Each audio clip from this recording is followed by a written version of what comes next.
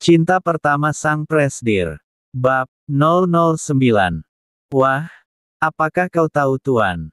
Senyummu sangat indah. Baru pertama kali ini Tuan tersenyum lebar untuk seorang wanita, gumam Han dalam hati sambil tersenyum. Bagaimana? Tanya Zidan tanpa basa-basi. Aman Tuan. Tak ada orang lain lagi di mobil.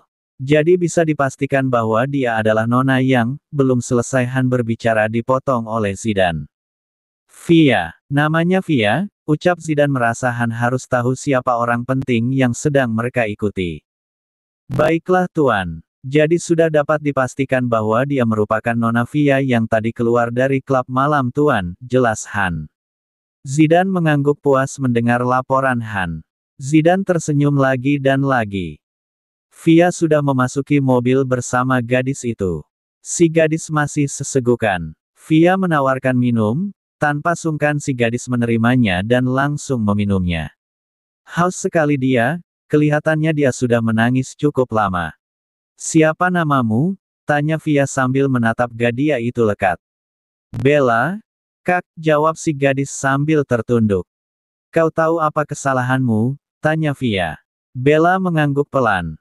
Kau tahu ini sudah jam berapa? Tanya Via lagi. Bella mengangguk lagi.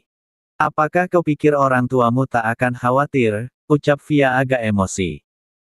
Mendengar pertanyaan Via, Bella makin dalam menundukkan kepalanya. Bulir air mata kembali membasahi pipinya. Via mengusap wajahnya kasar. Hah, baiklah maafkan aku. Aku sedikit emosi barusan, ucapnya seraya memeluk Bella. Orang tuaku seringkali bertengkar. Mereka hanya peduli pada perasaan mereka masing-masing. Mereka merasa diri mereka yang paling tersakiti. Tapi apa? Siapa yang paling tersakiti? Itu aku Kak. Aku yang paling sakit saat orang tuaku terus saja bertengkar dari waktu ke waktu. Apa mereka peduli padaku? Bahkan jika aku mati pun mereka tak akan tahu mungkin, ucap Bella yang masih emosional dalam pelukan Via. Dia merasa bisa meluapkan segala bebannya saat bersama Via. Ada sedikit perasaan lega saat dia bisa mengungkapkan isi hatinya. Dia masih menangis dalam pelukan Via. Via menepuk-nepuk bahu Bella pelan agar Bella merasa lebih tenang. Saat dirasa Bella sudah berhenti menangis, Via melepaskan pelukannya. Kau masih beruntung memiliki orang tua yang lengkap. Sayangilah mereka. Bagaimana rasanya saat orang tuamu sudah tiada? Kadang manusia memang suka egois, tapi saat egonya hilang mereka akan kembali seperti sedia kala. Mungkin saat ini mereka sedang egois, jadi tugasmu sebagai anak adalah mengingatkan mereka.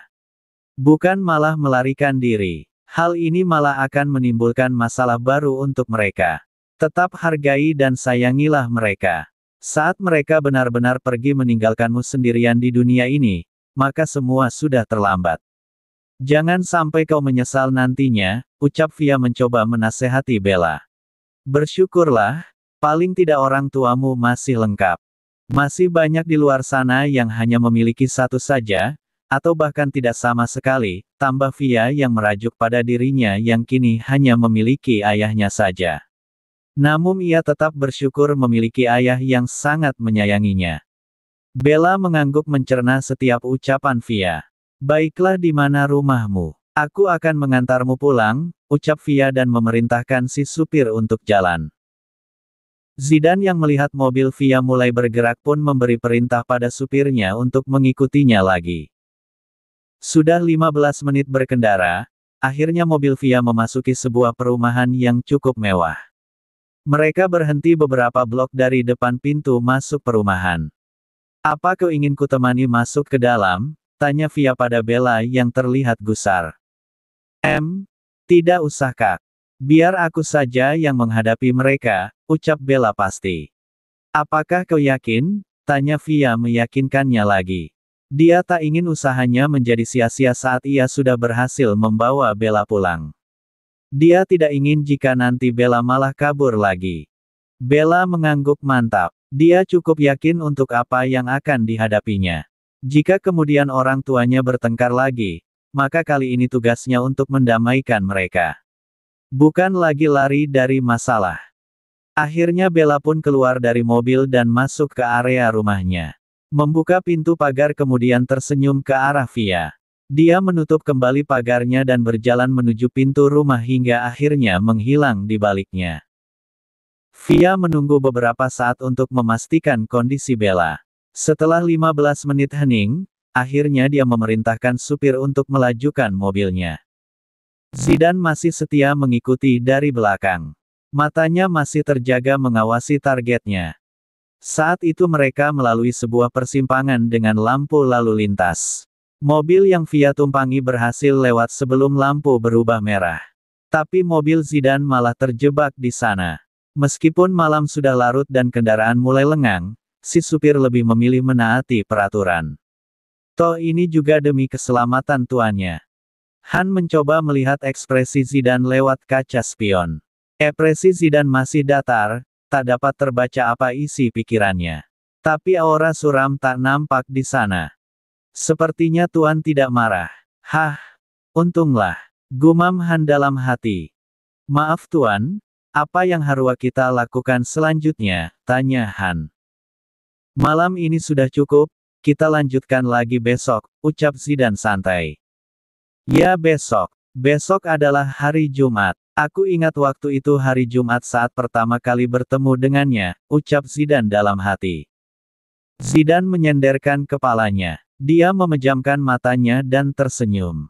Dia seperti merencanakan sesuatu untuk hari esok. Han akan menanyakan sesuatu tapi tidak jadi saat melihat bosnya tengah memejamkan mata sambil tersenyum. Untuk apa kau melihatku? Apa kau menyukaiku? Tapi maaf Han, ternyata aku masih normal. Haha, ucapnya girang masih dengan memejamkan matanya. Astaga sombong sekali Anda Tuan. Aku juga masih normal Tuan. Tapi waktuku tersita untukmu, jadi bagaimana aku bisa menguji kenormalanku, ucap Han frustasi dalam hati. Pagi yang cerah dengan sinar mentari yang menghangatkan. Hiruk-pikuk kota telah dimulai dengan kebisingan yang mengisi telinga. Beberapa kendaraan nampak berseliweran di depan sebuah gedung bertingkat nan megah. Gedung itu adalah Glory Entertainment, salah satu perusahaan terbesar dalam dunia hiburan. Dan di sana tempat Kristal dan beberapa artis lainnya bernaung. Di lantai 5 gedung itu, Kristal dan manajer Felix sedang mengadakan meeting dengan sutradara Peter dan penulis naskah Lisa. Mereka membicarakan sebuah film di mana Kristal akan menjadi pemeran utama wanitanya. Mereka sedang membicarakan tentang pemeran utama laki-laki yang masih kosong. Haruskah kita mengadakan audisi? Tanya Kristal pada sutradara. Sebenarnya aku sudah punya kandidat yang sangat cocok dengan karakter ini, bahkan kurasa dia memiliki chemistry yang bagus bila disandingkan denganmu. Kristal, jelas sutradara Peter. Benarkah? Aku sedikit penasaran. Aku percaya pilihan Tuan Peter pastilah yang terbaik. Aku pasti akan menyukainya, ucap Kristal berusaha membuat sutradaranya senang meskipun belum mengetahui siapa orangnya. Tapi aku khawatir Nona Kristal tidak menyukainya, ucap penulis Lisa. Dia tersenyum penuh arti. Ah mana mungkin. Nona Lisa pasti tahu aku selalu setuju dengan pendapat Tuan Peter. Bukankah begitu Tuan? Tukas Kristal yang sangat berusaha mengambil hati sutradaranya. Mungkin, jawab Tuan Peter ambigu sambil mengedikkan bahunya. Dia sudah bekerja keras sampai sejauh ini agar bisa mendapatkan pemeran utama wanita film ini. Karena film yang bertajuk Black Romance, ini digadang-gadang akan sukses di pasaran yang sama halnya dengan novel yang mana film ini diadaptasi darinya. Film dengan genre komedi, romance dan action ini sudah banyak dinantikan penggemar setia novelnya. Apabila Kristal bisa menjadi pemeran utama wanita dan sukses memerankannya, pasti namanya akan makin melambung tinggi di dunia hiburan. Angannya sudah tinggi dia bayangkan, sehingga usahanya tak boleh gagal kali ini. Apapun yang terjadi, apalagi Glory Entertainment menjadi investor utamanya, dia tidak mungkin mempermalukan nama perusahaannya bernaung. Juga nama presidir yang selalu dibawa-bawanya untuk memperkuat semua tujuannya. Seorang pria tampan mengetuk pintu singkat dan langsung menerobos masuk ke ruangan dengan santainya dan tak lupa menebar pesona pada setiap hawa di ruangan itu. Dia menyisir rambut pirangnya dengan jemarinya. Kemudian mengerlingkan sebelah matanya pada penulis Lisa dan kemudian Kristal. Kristal mencebik kesal. "Untuk apa kau datang ke sini?" tegur Kristal yang seketika bangkit dari duduknya dan berkacak pinggang. Matanya menyalak pada orang tersebut. Orang itu malah tersenyum manis pada Kristal dan melangkah mendekati Kristal. Kristal menjadi waspada dan mundur beberapa langkah hingga terpojok ke meja. Lawan bicaranya makin menyeringai. "Apa maumu?" Kristal makin menjadi. Suaranya memekik di telinga setiap orang di sana. Namun sejujurnya dia agak takut menghadapi seseorang dengan jarak sedekat ini. Dia mempergunakan skill aktingnya untuk menutupi rasa gugup. Lawan bicaranya mencondongkan wajahnya mendekati wajah Kristal. Dia mengabsen setiap ekspresi Kristal. Kemudian dia memaku wajahnya tepat di hadapan Kristal selama beberapa saat. Kristal dibuatnya makin gugup, dia masih berusaha menutupinya. Kemudian orang itu berbalik membelakangi Kristal. Kristal menghembuskan nafasnya lega karena dia pikir orang itu sudah akan pergi dari hadapannya. Ternyata orang itu mendadak membalikkan badannya lagi menghadap Kristal. Dan mencondongkan wajahnya lagi ke hadapan wajah Kristal. Kristal makin gugup dibuatnya, kali ini dia tak dapat menutupinya. Dan, tiba-tiba tawanya pecah. Dia terbahak sambil memegangi perutnya. "Louis, hentikan," perintah Tuan Peter sambil menggelengkan kepalanya. Penulis Lisa dan manajer Felix pun ikut menggeleng. Mereka tak habis pikir dengan tingkah aktor yang satu ini. Dia adalah Louis Harris, seorang aktor papan atas dari Gold Entertainment, salah satu rival Glory Entertainment. Louis menghentikan tawanya dengan susah payah. Dia menyeka bulir kebahagiaannya di ujung mata. "Apa sebegitunya kau tidak menyukaiku? Tapi tadi kau terlihat gugup saat berdekatan denganku," ucap Louis meledek Kristal yang wajahnya sudah merah karena malu dan marah. Kristal kesal, dia menghentakkan kakinya ke lantai dengan keras hingga menimbulkan bunyi. Kemudian dia mendudukkan diri dengan wajah cemberut. "Oh, ayolah, kau sungguh tidak mengasihkan. Kita akan banyak menjalankan adegan seperti itu saat syuting nanti," ucap Louis yang kini sudah duduk di sebelah Tuan Peter. "Tuan Sutradara, apa maksudnya ini?" tanya Kristal dengan nada agak tinggi yang sebenarnya sudah tahu jawabannya. Hanya saja dia membutuhkan jawaban yang lebih pasti. "Bukankah tadi sudah kukatakan, dia akan menjadi lawan mainmu? Dia pemeran utama priamu," jelas Tuan Peter datar. Kristal mengarahkan pandangannya pada Louis meminta kejelasan. Tapi yang ditatap malah tersenyum sambil mengedikkan bahu. Kristal makin cemberut dibuatnya. "Dan bukannya tadi Nona Kristal juga bilang kalau, pilihan Tuan Peter pastilah yang terbaik?" "Bukan begitu Nona," penulis Lisa kembali memastikan dengan sedikit tersenyum meledek. "Jadi sebenarnya kami sudah melakukan audisi sebelumnya, dan kami sudah mendapatkan pemeran utama pria dan wanitanya. Tapi berhubung Glory Entertainment adalah investor utama dalam film ini, jadi kami menjadikan Nona Kristal menjadi pemeran utamanya. Ini semua kami lakukan juga demi menyenangkan hati Presdir. Kebetulan kemampuan akting Nona juga tidak buruk," Tuan Peter berusaha menjelaskan duduk permasalahannya. Louis tersenyum menang. Mendengar nama Presdir disebut, Kristal menjadi bersemangat. Kini dia sudah tidak mempedulikan lagi kehadiran Louis yang menyebalkan baginya. Benarkah? Ternyata Presdir terlalu menilai diriku lebih. Aku jadi tersanjung," ucap Kristal sambil senyum-senyum sendiri. Dia berusaha merendah di hadapan yang lain. Meskipun dalam hati sedang melambung tinggi. "Ya tentu saja, kami mana mungkin membuat Presdir kecewa. Karena Glory Entertainment investor terbesarnya, maka tentu saja artis nomor satunya yang kami ambil. Lagi pula ini kesempatan yang bagus untuk mengambil hati Presdir.